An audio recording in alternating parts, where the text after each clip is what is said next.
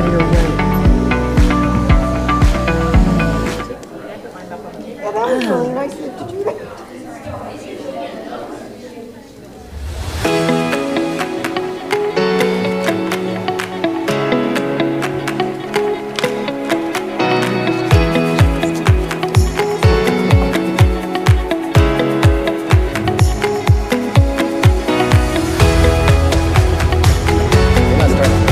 Waiting for the big one.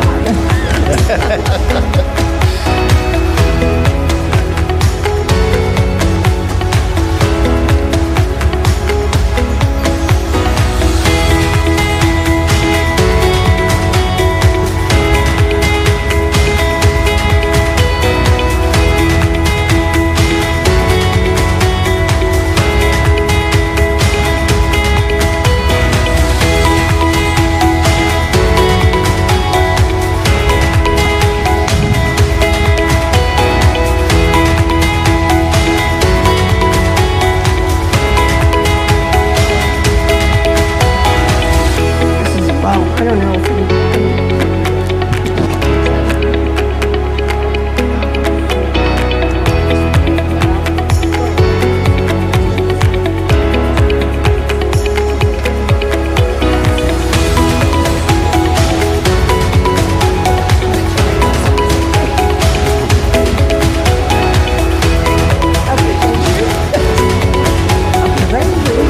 Here we go.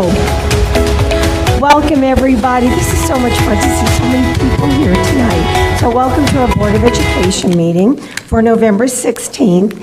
And I would like you to please call the roll. Dr. Fisher. Here. Mrs. Hunt. Here. Mrs. Regano. Here. Mr. Taylor. Here. And Mr. Stein. Here. Please stand for the pledge. I pledge allegiance to the flag of the United States of America and to the republic for which it stands, one nation, under God, indivisible, with liberty and justice for all.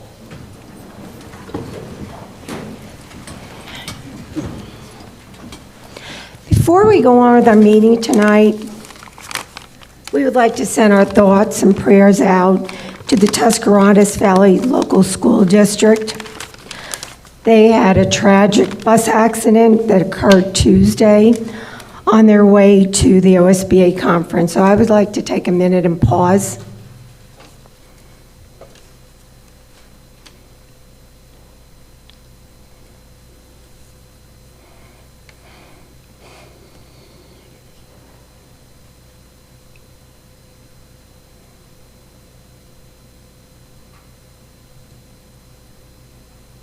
Thank you. I would like to make a motion and second to amend the agenda. I would like to add the SAFE group as item B under presentations. So moved. Second. Any discussion? Please call the vote. Mrs. Regano. Yes. Mr. Taylor. Yes. Mr. Stein. Yes. Dr. Fisher. Yes. And Mrs. Hunt. Yes. And there we go, we're into presentations. All right, we have 3 presentations this evening.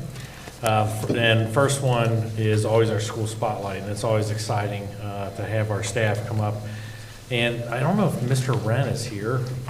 Oh, there he is. Okay, he snuck in. He's hiding. All right, so I'd like to introduce Dale Wren, our high school principal, and let him kick us off. Sorry about that. I guess I was behind the monitor out of your view. And I'd like to apologize for the low-key garb. We had a rock, scissors, paper tournament building-wide today, so I needed something that I had range of motion. So no sport coat and tie or anything like that. I So don't see any beads around your neck. Did you win or you? I had to leave midday, so I had to kind of give mine up. So Okay. it wasn't going well, so that was, but a lot of fun. But I am here to introduce Jen Schmidt. She's one of our intervention specialists at Beaver Creek High School, and a little bit about her. She is not new to new things, and our teacher pathway is new, so she's really the perfect person to lead this.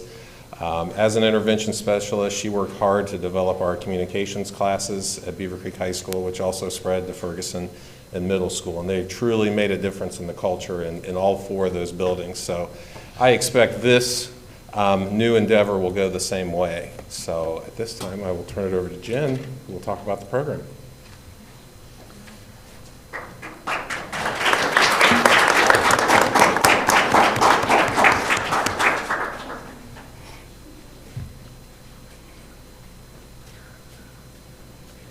I'm no dummy. I brought them to do my work for me.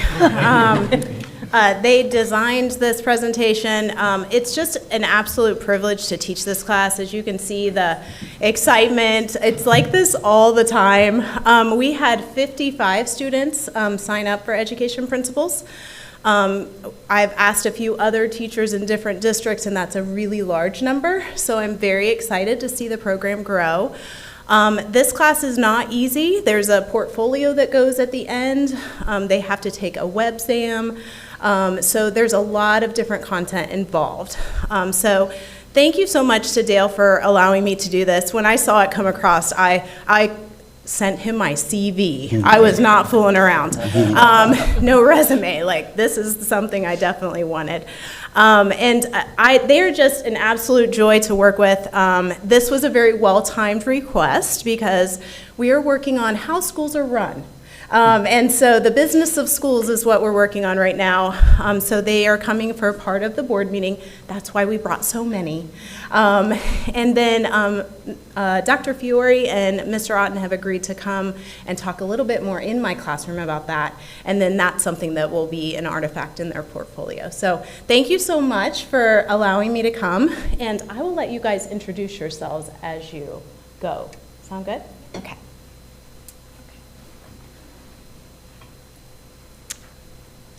Okay, hello, oh, do we want to go to the next slide? Okay, hi everyone, my name is Avery and I'm part of the Creek Teacher Academy. So this is a new program offered in Beaver Creek for the 2023 to 2024 school year. And so basically what it is it allows students to be prepared for being a teacher and going through career readiness while getting experience in the teaching field. And if students decide that it's also offered for grades 9 through 12. And if students do decide that they would like to become a teacher and they go to college for education, they can apply to have a college class waived. There's a possibility it might work, and it depends on the college, really. But in order to do that, they need to complete the portfolio and the web exam, which we're both currently working on. So yeah. Hi, my name is Camille. So far we've done quite a bit of content within the class. So this includes a quarterly project called Teachers for a Day, where we get a different group each quarter, and essentially what we do is we are given a topic to base a lesson around. And it's really cool because we basically get our topic and then we get to have almost complete creative interpretation from there, and it really helps us expand on how we would like to teach our classes in the future and how we want to form our lessons, and then we also get that experience of teaching it to our peers in the classroom. And then we also log the hours we spend creating and presenting that project in our contact hour logs, which goes ultimately into our portfolio.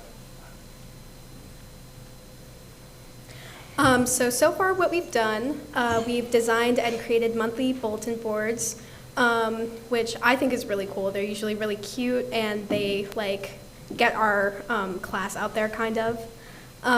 We have been working on our portfolio, which includes our resume, contact hour log, pedagogy, studying about pedagogy, and going to board meetings, such as this one. We completed a course pretest. We've explored a lot of pedagogical approaches and kind of expanded on which ones that we might want to go for in the future. Supporting and collaborating with Creek Industries, which is a special ed classroom, so it's really cool that we can support them and work with them. They produced our t-shirts, or our polo shirts that we have. We have become QPR certified. A lot of students have actually, upperclassmen, have the opportunity to mentor middle school students, which is very hands-on, and it's a very cool opportunity to actually go in and experience teaching and mentoring middle schools and being a role model for them. And for our exam, we are going to observe in district classrooms in elementary schools and middle schools. I'm Maddie, and we have also done a few things beyond the classroom. Juniors and seniors travel to Wright State University to attend Future Teachers Day or Future Educators Day. Students listened to a keynote speaker, attended breakout sessions, ate at the dining hall, and interviewed students at Wright State. This opportunity allowed students to learn more about the field of education and college life. Some even saw Dr. Sizemore present. I had the opportunity to go, and it was a really cool experience. Aside from the fact I could not find my car afterwards, but we figured it out, so yeah. Additionally, some students volunteered at the Board of Education for the title meeting. Students are members of Educators Rising, which is a national teaching association. Students have designed logos and have polo shirts and spirit wear to help promote the program and show their Creek teacher pride like the shirts we have on now. Hi, I'm Claire, and it's my job to show you guys some pictures that we have taken the past semester. So up here we have 2 pictures of us making the bulletin boards. So we have one that's like falling in love with teaching, where we put leaves with things that we love about the class and what we want to do after graduation, like what field we want to go into. And on the right, it's about the Creek Teacher Academy. In the middle, it's a class picture of us wearing our new polo shirts that we got, which everyone seems to love, as you can see us all wearing them right now. And then some people chose to buy the shirts from Creek Industry, which is a student organization where students with special needs are able to use life skills that they have and work on making things like designs for t-shirts. And here are some more pictures of our class. And some more. And those are all the pictures that we have so far.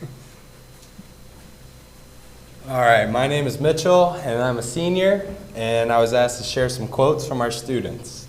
Garrett Collinsworth, who's also a senior, said, "I wasn't too sure about being a teacher until last year when I saw this elective and thought it would be fun to explore the opportunity while still in high school, and I was just informed today that Garrett has decided that he is going to pursue a career in, I believe, musical education.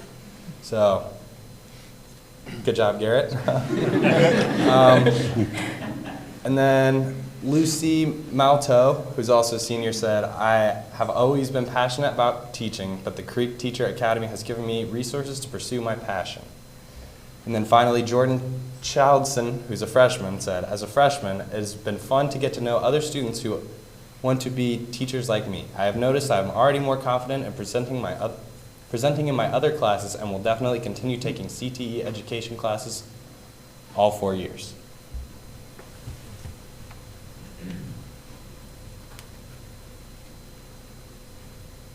So moving forward into the 2024-2025 school year, BHS will attend 2 additional courses with a final plan to offer 4 college equivalent courses in the CTE education track by the 2025-2026 school year.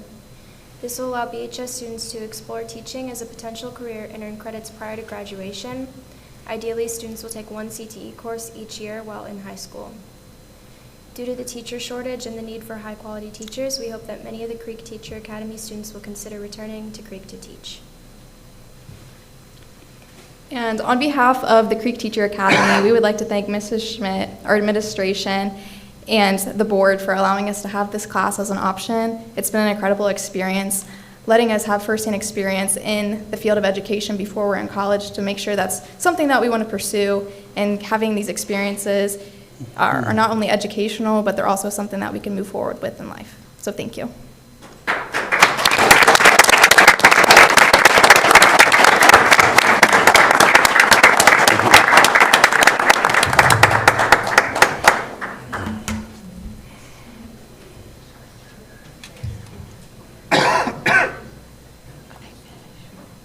We really appreciate you coming out and presenting to us tonight, and it's obvious you're really enjoying this class, so I can't wait to see all you future teachers in Beaver Creek Schools teaching our kids of the future. Yeah, and Mr. Schwedeman will be here waiting for you. All right, thank you. All right, our next one will be the SAFE group. So I'm not sure who I'm turning it over to. Lori?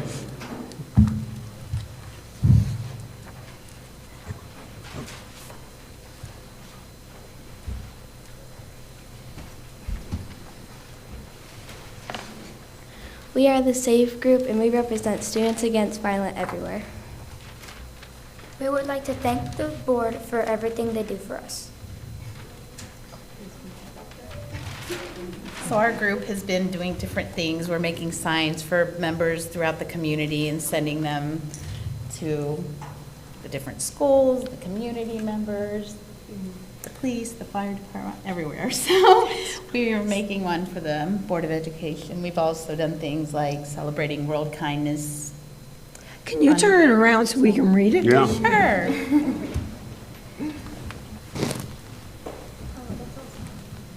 That is really special. Yeah. Thank you. You know what? If you come over here, we're going to take it up. Turn it around.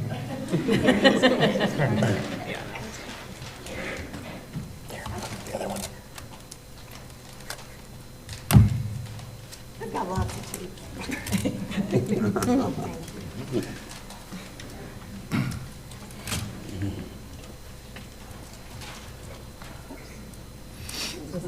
It does not want to cut, no.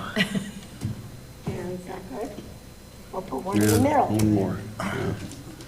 Thank you. We really appreciate this. We want to give you a big hand.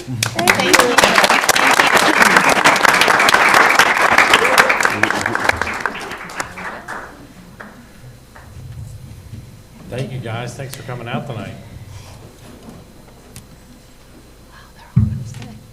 All right, now we turn it over to our final presentation with Mrs. Joy Kitzmiller, our treasurer, for our 5-year forecast.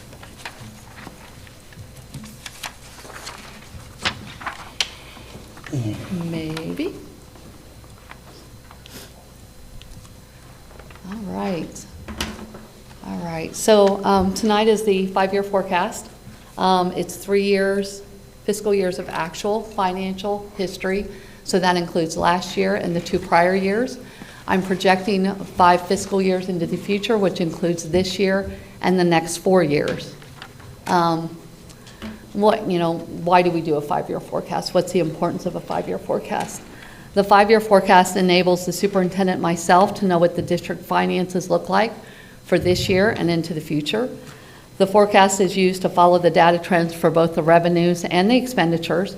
This forecast is only for general fund and the emergency levy fund. It does not include permanent improvement funds, the bond funds, the student activity funds, which include music and athletics and class funds.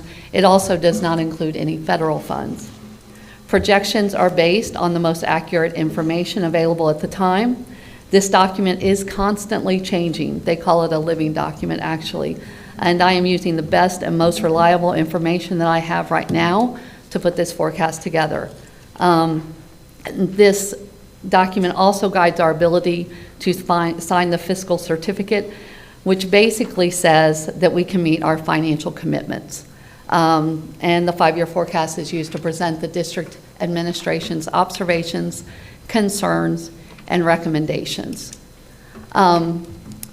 This is the breakdown of the revenue sources for the general fund.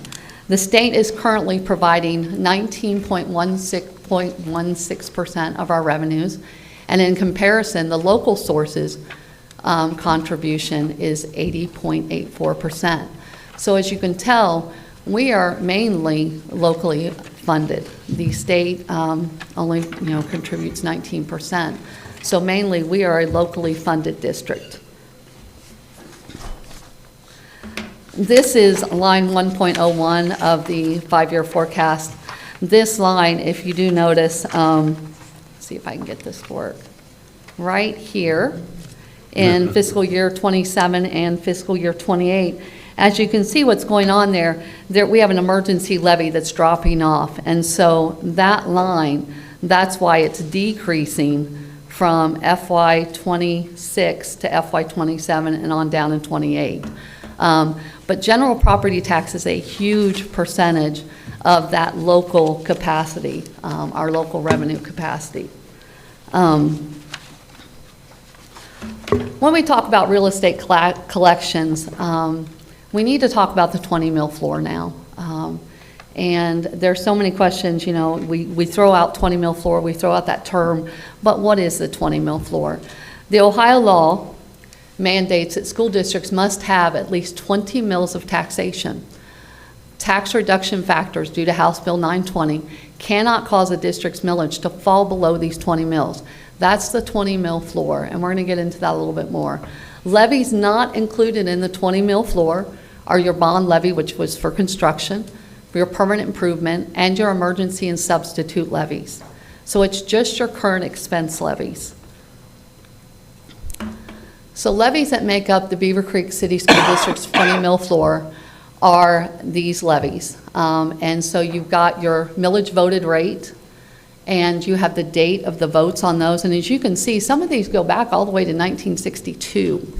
And so that top one, though, is called General Inside Millage. That is a unvoted millage. It was created by statute from 1933. And within a taxing district, you can levy up to 10 mills. And it is divided normally between your police, your fire, and your school district. As here, we receive 4.6 of those mills. And as you can see, the millage voted rate and the effective millage, that never changes. It's 4.6 mills. So how did we get to the 20 mill floor here? The effective millage has decreased with each reappraisal that has increased property values. So if you look, originally we started at 30.8 mills when all of these were voted in. And slowly over time, what has happened is, as your valuation increases, it's taking less and less millage to generate the tax amount that was voter approved. And so that's what's caused us or allowed us to reach the 20 mill floor, because it took fewer mills to collect the dollar amount that was approved by the voters. Are there any questions on that? Because this is relatively new for Beaver Creek. This has only happened within, from what I understand, the last 3 years. I think it happened right before I got here. So this is new for us. I do want to say, as values change, regardless of why the values change, the revenue will now change on those 20 mills by an equal percentage. So if your valuation is changing by 10%, then your revenue is going to increase by 10%. That is something that has not been common here. It's new now, so I mean, it's making a pretty large impact on the 5-year forecast. You can't talk about the 20 mill floor and not talk about House Bill 920. The intent of House Bill 920 is to keep voted levies from having revenue changes if the value changes from a reappraisal. And how this is based, it's based upon the idea that value increases from market conditions does not mean that it costs more to provide services, so therefore additional revenue is not warranted. Meaning that, you know, just because the values of the houses have increased and we could be collecting more taxes when it was at 30 mills, didn't mean we needed that, because honestly, did it cost more to educate the students that we had? However, it does allow for changes in revenue when the value change is not the result of a reappraisal change. So if value increases for new construction, then that's where House Bill 920 did allow us to collect more taxes. So we were collecting some additional taxes on those 30 mills on new construction, because if we had new houses being built, then certainly we probably had more students attending our school district. And so at that point, we did need the additional revenue. So once a district reaches the floor, this is where House Bill 920 comes in, or out, if you will. The tax rate reductions called in for in House Bill 920 are no longer applied. We're at the 20 mill floor. And if you remember what I said, the state mandates we have to have at least 20 mills. So this is where House Bill 920 goes away now. House Bill 920 has done its job. We're at the 20 mill floor, and so now we're there. And we can't be reduced down below that. So that's why now when there's a reappraisal or a triennial update, whatever percentage we have of an increase, that is the increase that we'll receive now in revenue. That being said, we have House Bill 187 and Senate Bill 153 that was introduced this summer. They've been introduced to reduce the impact of the increases in property taxes from reappraisals and updates. These bills are pending and could have an impact on the 2023 reappraisal that was conducted by Greene County. and potentially on the 20 mil floor. We are watching these proposals very carefully and will adjust the forecast pending their outcome. According to the county auditor, we did realize a 24% increase in property taxes from the triennial update for the current expense levies. This increase did push the need for a new operating levy out for at least 4 years. We were originally looking at a new operating levy here in the next couple years, and we're going to talk about why when we get to state funding. But that being said, actually just yesterday afternoon, Senate President Huffman said the property tax relief bill, which is what they're calling these, is problematic for a variety of reasons, including the amount of lost revenue for local taxing entities, which is us, and the different valuation cycle for counties. Not every county is on the same valuation cycle and triennial update cycles. Some have already experienced this valuation increase last year, so they've already been collecting. So to try now to go back and fix this when we're not all on the same cycle is very problematic. He said instead they're going to look at expanding the homestead exemption for seniors and low-income Ohioans and take that out of the current state coffers, because as we know, the emergency rainy day fund is the largest it's ever been. So the state certainly has the wherewithal to be able to do that. In Greene County, all districts are at the 20 mil floor except for Bellbrook.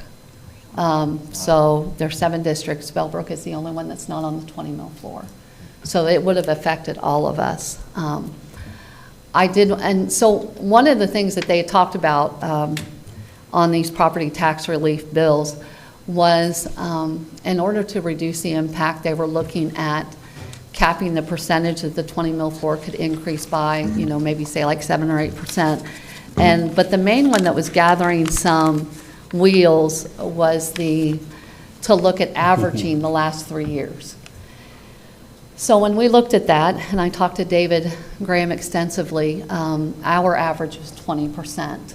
So that is what I used within the 5-year forecast, because I didn't find out about this until this morning, because this happened late afternoon. So that's why I say a 5-year forecast, it changes. I mean, every day I've got a new piece of information coming in. And so that's why my numbers can change, as often as they do. So let's talk about state funding. If you were at the school funding community forum, you're going to recognize these 2 slides. So the state funding that we receive is based on the Fair School Funding Plan. This plan is used to calculate the funding for Ohio schools, and it took effect in July 2022. This plan is based on a district's local capacity to raise revenues to educate their students. It uses the residents' median income and their property valuation. The state has calculated our capacity at $7,429 per student. That's what they're saying we can raise to educate our students. This plan also calculates the average cost to educate a student using statewide factors that every district has in common. So they looked at, what does every district in the state of Ohio have in common? They have employer-paid insurance costs. The average salaries of a number of standard employee positions include counselors, teachers, principals, and a few others. They also use the average base cost per pupil for academic and athletic co-curricular activities, building safety and security, technology facilities, academic supplies, and content. Using just these very basic factors, the statewide average base cost per pupil is $8,242. So then they apply those calculations to each individual district. When they applied it to our district, our base cost of educating a student using those very common statewide factors is $8,119. So our base cost is actually less than the statewide average cost of $8,242. The state then determines the state share index, or the percentage of funding that we will receive for each one of our students based on property wealth, income wealth, and our state share index is 10%. So the state calculated FY24 base cost is $8,119 per student. That's what they calculated for us. Our local capacity is $7,429. That's the amount that they're saying that we can raise as a community for each student.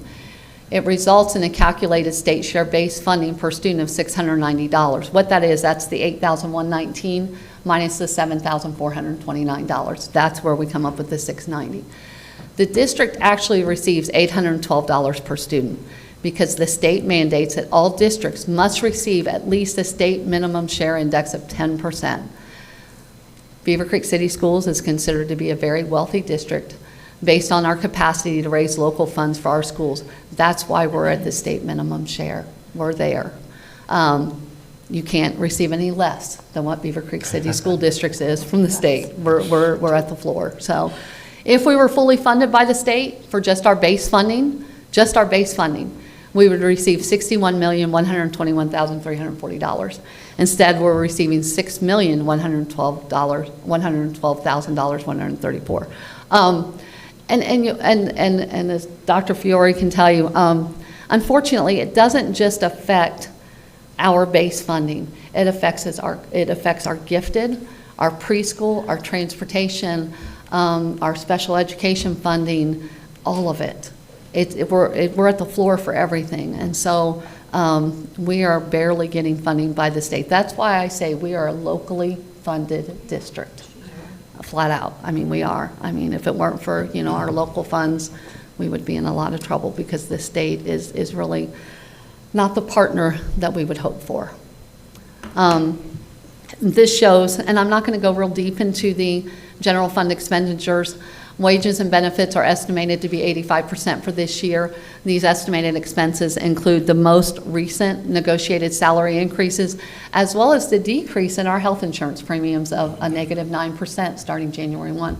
Our health insurance premiums actually went down starting January 1. It's just a great thing.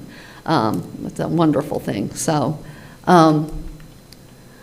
this chart, what we're seeing right here, this graph is a snapshot of the operating scenario facing the district over the next few years without that levy renewal at the end of 2026. December 2026 is when that levy falls off. So the blue line is the revenue, the red line is the expenditure, and the green line is the cash balance at the end of each fiscal year. As you can see for the upcoming years, the current projections show the revenue, blue line, is slightly more than the expenses for 23, 24, and 25. But in FY26, there starts this trend of expenses being greater than our revenues. And then in FY27 and 28, what you see right here, you see that definite trend of a lessening ending cash balance as the green line definitely takes a downward slope. And the expenditures, which is this red line, is outpacing our revenue by quite a wide margin. And so that's what we're seeing right there. This graph reflects what the district's cash balance would look like without the renewal of the 2026 emergency levy. This is the ending cash balance with the renewal of the $18.5 million emergency levy. Again, on this graph, the blue bars are reflecting the district revenues. The red bar shows the expenditures, and the yellow bar is the ending cash balance. The district, with the renewal of the levy, will have a positive cash balance in all 5 years of the 5-year forecast. So again, to me, the most important part of the 5-year forecast is this $7.1 mil emergency levy that collects $18.5 million, will expire in December 2026. This renewal is critical for the continuing current educational program for our students. So, are there any questions? Good. Oh, that means I did a great job. Very good, thank you. All right, thank you. All right, and that concludes our presentations for this evening.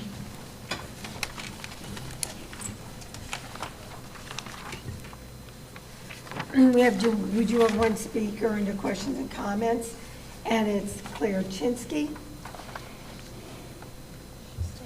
She was sitting right out there. Josh? There she is. Claire Chinsky. Oh. Here she comes.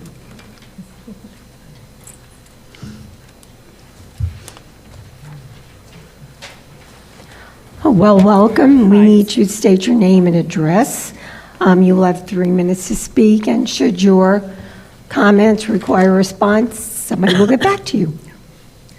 My name is Claire Shinsky. I live at 3121 Patsy Drive. I'm here on behalf of the Levy Committee today to give an update. We want to thank the board for answering all the inquiries we've had over this levy season. We're going to stay active, even though there's not going to be a levy campaign on the ballot this time around. Our intention is to promote the communications that the district provides. We're looking forward to having some time between ballot measures to work on a little bit of rest, but also effectively communicating efficiently with the public. The larger the ballot measure, the more complicated it is for communication purposes and to pass. And so we're hoping that the time will give the levy committee time to effectively communicate with the public. And then lastly, I'd just like to thank the public for supporting the schools and passing the levy, and we look forward to continuing to serve the community. Thank you. Thank you. Thank you. Thanks, Claire.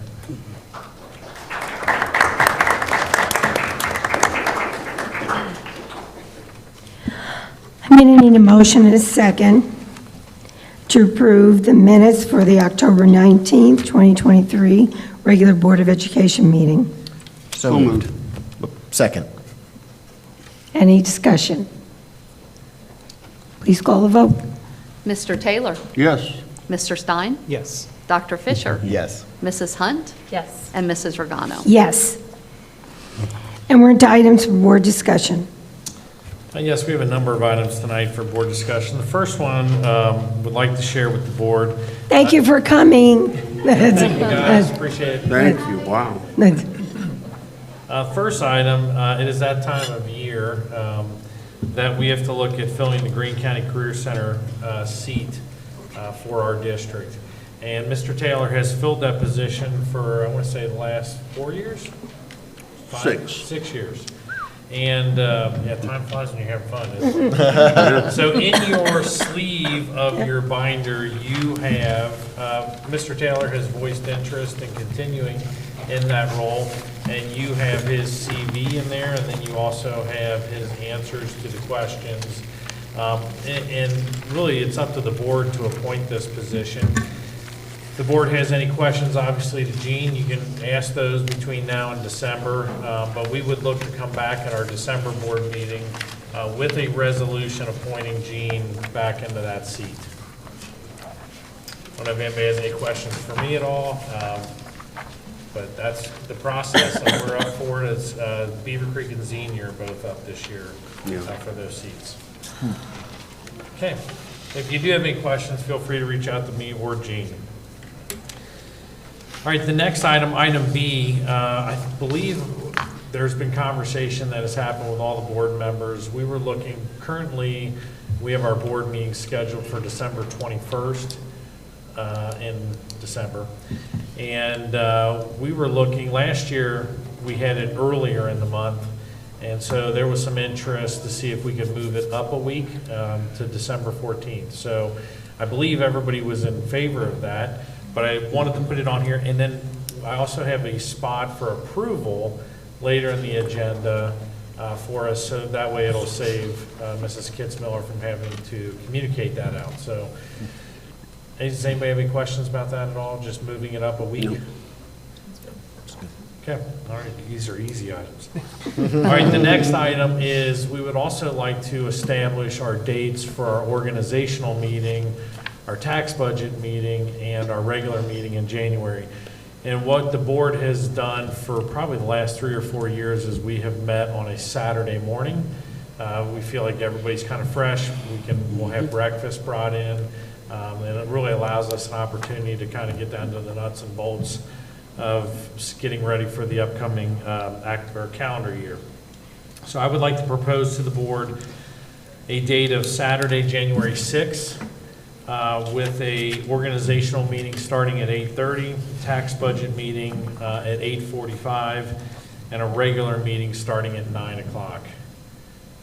And if there's any questions, if Mr. Stein has any thoughts. That sounds great to me. Does that sound great? You can make it 7 in the morning.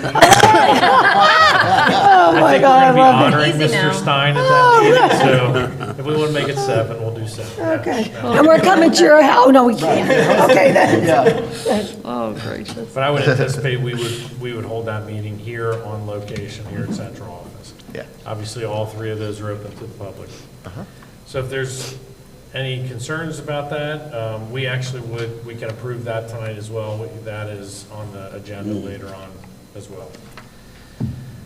Okay, and that brings us to item D, and I'm going to turn it over to Mr. Madden. Mr. Madden has the task of working on creating school calendars, and so I believe he has a number of school calendars here. But I think he's also going to talk about the process and really some of the bargaining that was done between us and the Teacher Association, so that you can understand there is a process behind this, and we're just really using this opportunity to inform the board because we do have to work with our Teachers Association on this. I'll turn it over to Jeff. Yeah, thank you, Mr. Otten. So you've got 2 packets there. One is some ideas that we have for the 24-25 school year, and the other one is the 25-26 school year. This is an effort that we work with our teaching association with, at least with the leadership, to mutually reach a calendar. There are some contractual pieces that we've already mutually agreed upon, but there's some wiggle room where we can say, hey, what do you think is best? You're going to notice that on all 3 of these calendars, really all 6 of the calendars, we have really reached a conclusion that we think finishing first semester before January is our best option. Though that is not loved by everybody, and because it has an impact on when you can start the school year, and it has an impact on where you're going to end the school year. So there's 200 plus 300 students that are in CCP courses, and having our high school mirror closely to what the colleges are doing when it comes to the school calendar makes a lot of sense. If we go into the second week of January for first semester, it really starts to impact those students. So all 3 calendars have that, and as a result, you're not going to see significant differences in really the 6 calendars. The goal, I think, is always to start as late as possible in August, and with first semester ending at the end of December. So you'll see that as a theme there. And obviously you have, is it Labor Day in May? That is the 26th. Having students and staff come back after that day is always a complicated decision too, in terms of just kind of ending before then. Sometimes you see different options don't allow that. If you start later in August, you may be back after that holiday. So I've shared these with union president, the association president, and we have a meeting next week to kind of go through this, see if we can get a consensus and agreement that he is comfortable with, and really come back to the board in December with 2 calendars, one for the 24-25 school year and one for the 25-26 school year, and approve both of those calendars in December. As you look through it, if you certainly throw questions now if you have questions, or you can always email me with ideas or suggestions or any questions you may have. Yeah, and I will share, there are so many people in our cabinet look at these things. Darren's critical how he looks at things because he's got the history behind a lot of it more so than Jeff and I do. So Darren may see something that we don't see. So when you're looking at it, if you see something that just seems odd, reach out to Jeff and let us know. Like, for example, this year in April, we know we're closing for the eclipse. And I believe we were the only school district in the county that planned that, and the rest of the school districts are looking to try to figure out how to address it, which I actually feel bad that I didn't share that with my colleagues. But I think they're looking at how are they going to address that that day with the eclipse. So if you see something, reach out to Jeff, because we're so used to looking at these boxes, we may miss stuff. Yeah, but the only thing I can guarantee, there's a mistake on one of these calendars, so. There's a lot of moving parts to the calendar, but see you back in December with some pretty, with a firm idea and accurate calendar, and look for hopefully approval. Thank you. Thank you. Thanks. Obviously, the board will receive that well in advance to look at the proposed final calendar, so. That concludes items for board discussion. And so now we're into financial reports, and I need a motion and a second to approve the following. The approval of the 5-year forecast for the period of July 1, 2023 through July 31st, 2028. October 2023 financial reports, fiscal year 23 amended certificate of estimated resources and appropriations, and October 2023 donated items. So moved? Second. Any discussion? Yes. So if you did notice, tonight when you sat down, you had a 5-year forecast sitting in front of you. Because I discovered at the nth hour, which Chris Stein and I were on the phone at the nth hour, because I'm going, am I looking at, am I losing my mind? He goes, no, you're right. So when you looked at line 11.02, that is the renewal of the emergency levy. And what was happening, there was a calculation in there where the emergency levy was calculating off the assessed valuation. Well, the emergency levy is a fixed sum levy. It doesn't calculate off anything. It's a fixed sum. So you just put the number in there. So I corrected that. It did not change my presentation at all, but this is the correct 5-year forecast that you will want to replace out of your packet for the one that was in there. Also on your reports, your monthly reports, I did want you to know that this FY24 matches the 5-year forecast now exactly. All of that matches up. The only number that evidently I've really I'm short on is investments. If you look at that, I have investments at 1.5 million, and it's October, and I've already collected 1.1 million. So I think we're going to collect a little bit more than 1.5 million if the market stays the way that it is. So I will probably be making a correction at some point on that. And also on item C, I just now caught this when Joanne was reading it. She said FY23 amended certificate. We are in FY24. So if we could change that 23 to a 24. I'm sorry I didn't catch that earlier when I looked at the agenda. So, but other than that, are there any questions? All right. Please call the vote. All right. Mr. Stein? Yes. Dr. Fisher? Yes. Mrs. Hunt? Yes. Mrs. Regano? Yes. And Mr. Taylor? Yes. Then we're into new business, so I need a motion and a second to approve the following. The employment, salary changes, leave of absence, and terminations. The approval of the December board meeting, that would be the 14th at 6:30. And the approval of the January meetings, which would be 1/26/24. The organizational meeting would begin at 8:30. Tax budget meeting 8:45. Regular board meeting at 9 a.m. And that's it. I didn't catch the date on it. So The moved? date? One. Okay, so 1/6. January 6th, okay. I'm like, oh, I didn't catch it. Okay. I think Mrs. Hunt moved. Oh, sorry, I didn't hear you. Yes, so moved. Okay. I'll second. All right. And I have no discussion on these items. Okay. Please call the vote. Dr. Fisher? Abstain. Mrs. Hunt? Yes. Mrs. Regano? Yes. Mr. Taylor? Yes. And Mr. Stein? Yes. And as you all know, I'll just add here as a note, I have to abstain because my wife is now a long-term sub at Beaver Creek Schools, and her information is in and amongst this set. I think we did a fabulous job of doing that impartially and fairly, and if there are any concerns, I would just remind folks that there are 4 other board members that they could raise those issues with, and I would encourage them to, because we want to make sure that we're doing the right thing and making fair choices. So, thanks, guys. Superintendent's report. Tonight, we have the first reading of our Neola policies. These are not heavy policy changes, just some additions. And you'll notice it says C-binder. I've talked to Donna. We will not be putting C-binder because we no longer print the binder, and you all receive it through email. So if you have any questions about that, we would look to bring these back next month for approval at that time. And that concludes my report.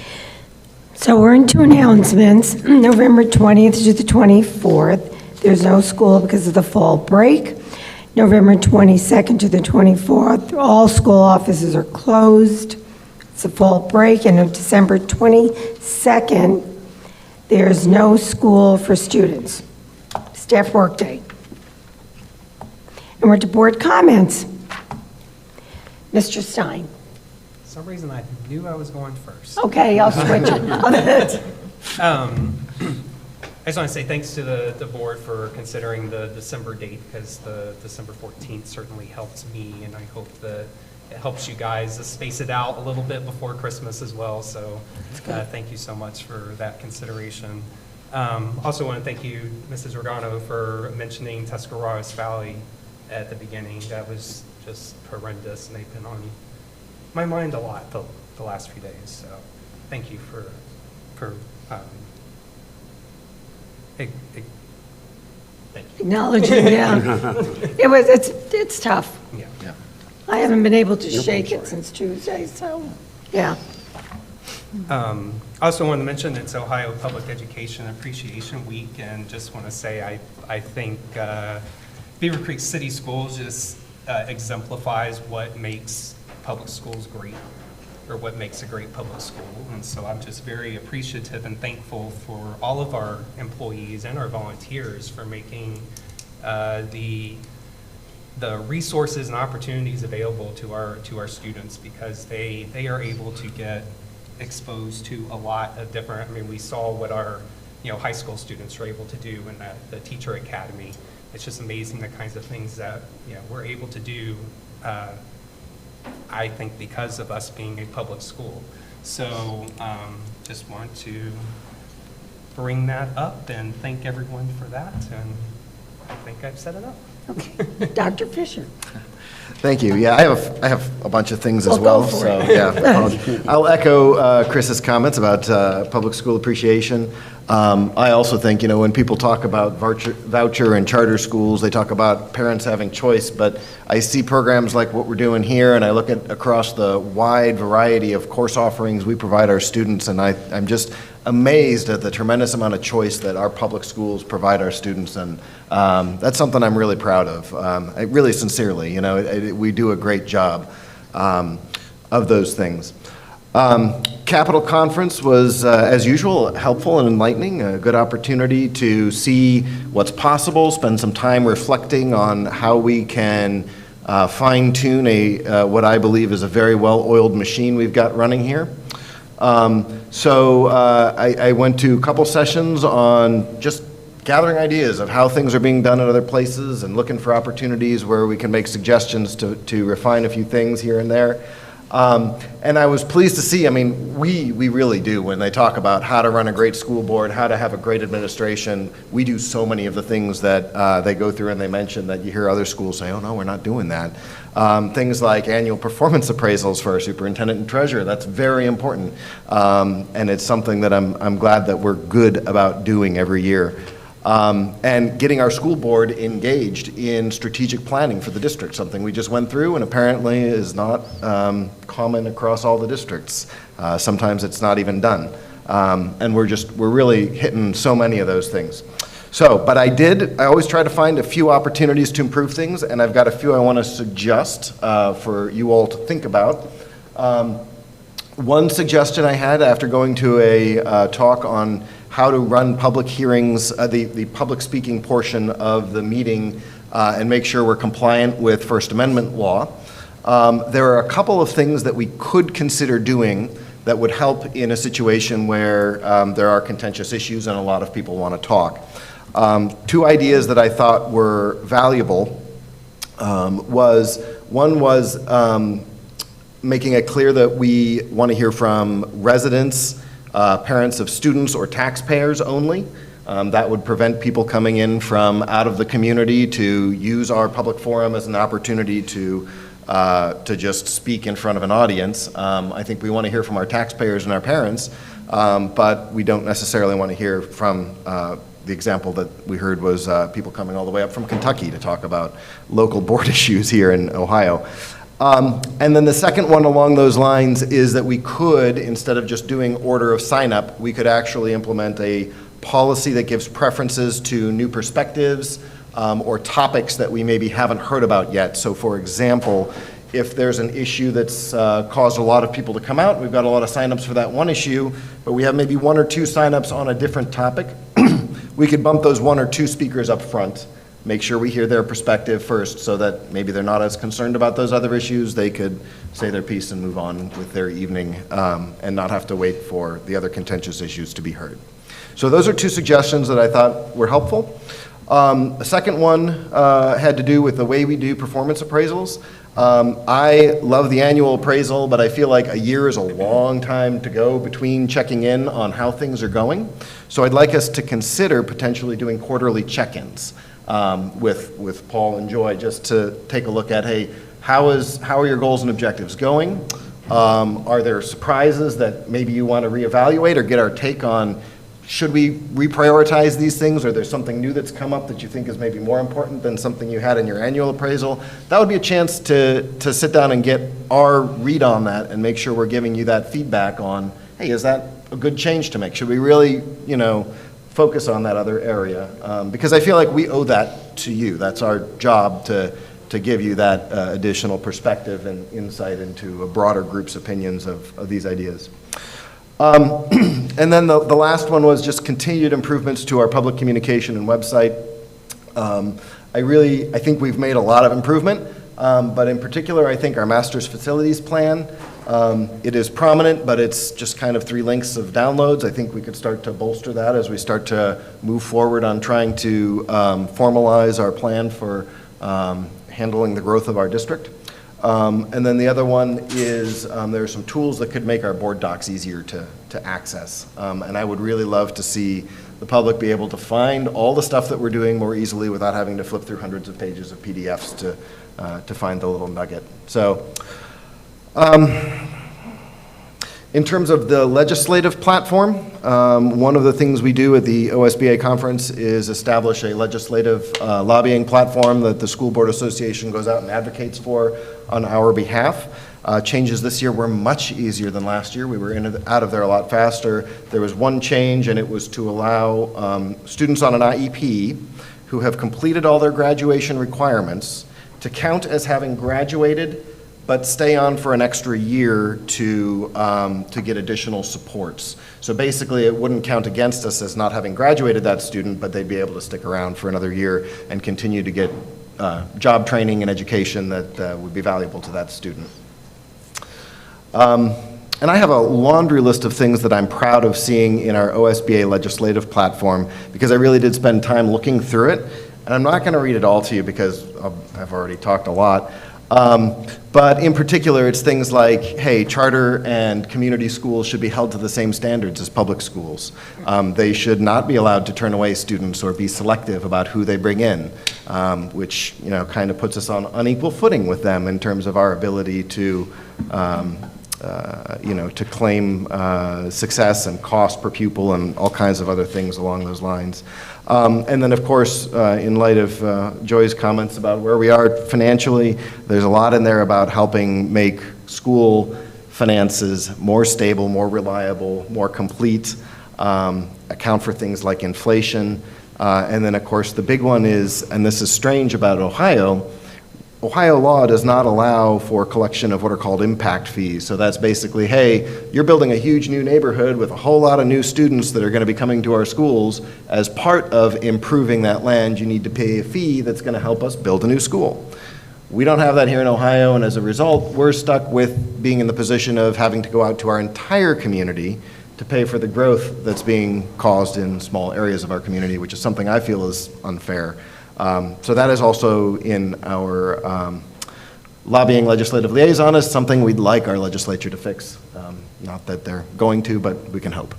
So, and with that, thanks again for mentioning Tuscarawas Valley Schools. It was devastating to hear what happened to those students, and it's good that we took a moment to recognize that. And that's all I've got. Okay. Thanks. Mrs. Hine. Echo comments about Tuscarawas, I can't say that. Yeah, district. Tuscarawas. Tuscarawas Valley. Just have those families in our prayers.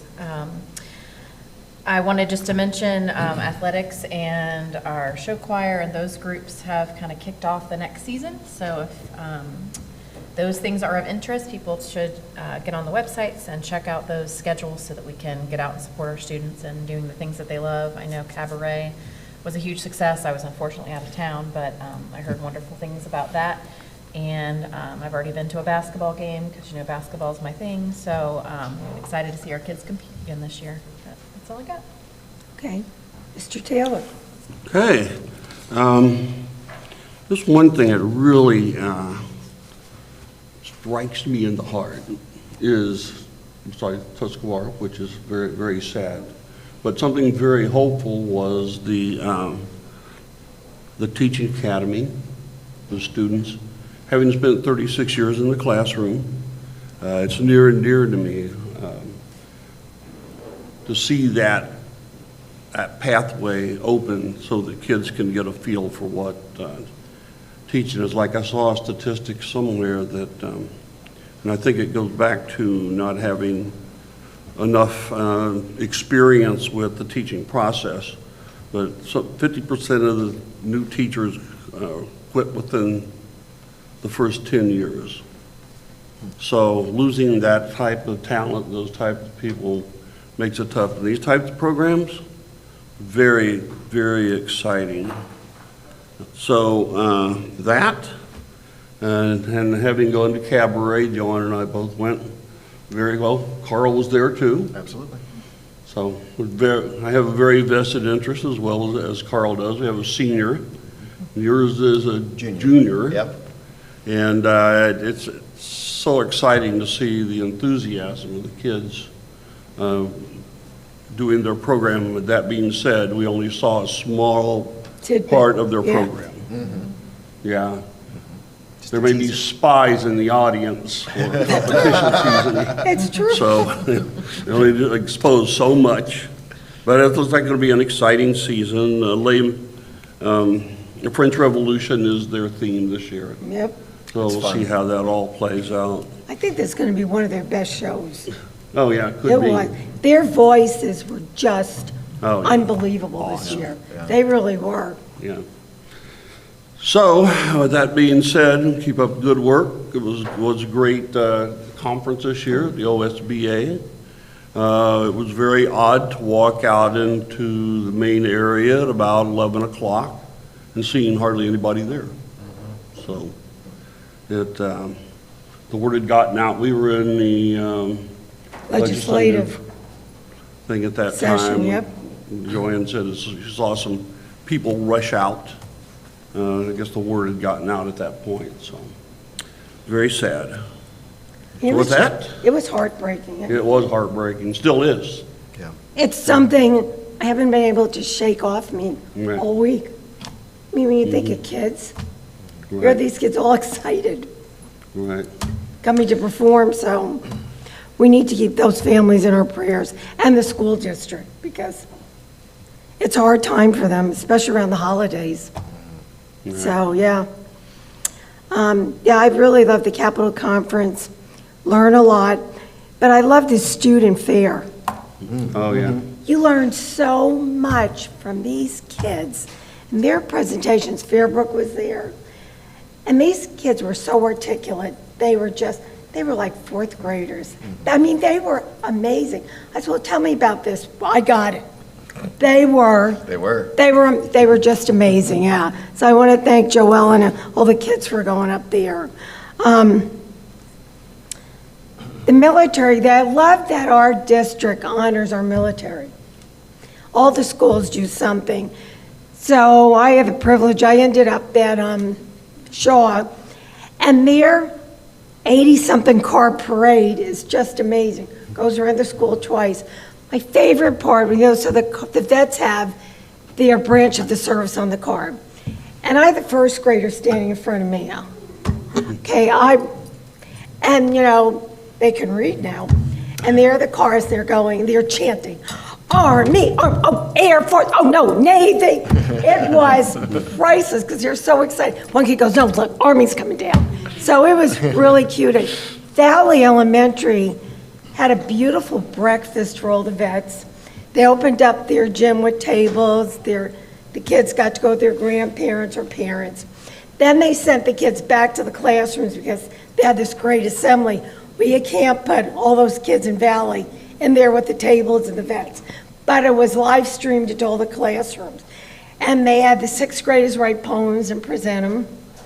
Then the choir, okay, Catherine and Christie, I don't know where she got this song, it's called Soldiers. And then the motion student, okay, that was a tearjerker, just saying. And then their hallway with the vets running up and down.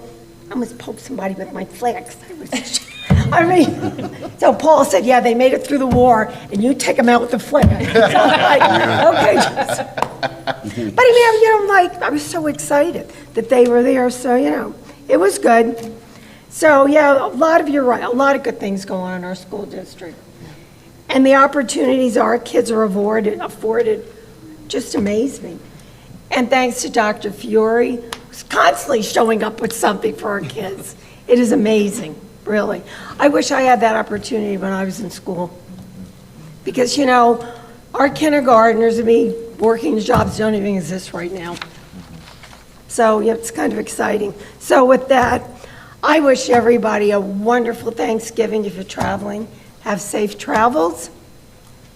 And with that, I need a motion and a second to go into executive session for the appointment, employment, dismissal, discipline, promotion, demotion, or compensation of public employees, Code 121.22 G1. So moved. Second. Please call the vote. Mrs. Hunt? Yes. Mrs. Regano? Yes. Mr. Taylor? Yes. Mr. Stein? Yes. Dr.